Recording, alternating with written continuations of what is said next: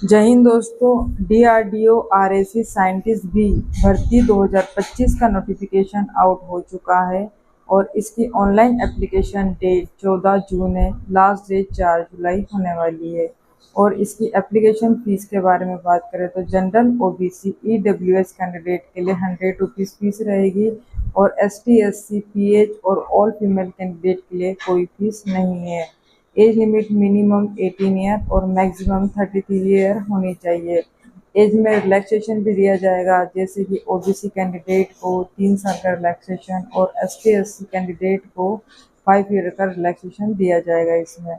और इसमें दोस्तों कोई एग्ज़ाम नहीं होगा। अगर आपने गेट की एग्ज़ाम दी होगी तो उसके स्कोर के अकॉर्डिंग आपकी शॉर्ट लिस्टेड बनेगी और फिर बाद में इंटरव्यू होगा और लास्ट में डॉक्यूमेंट वेरिफिकेशन होगा।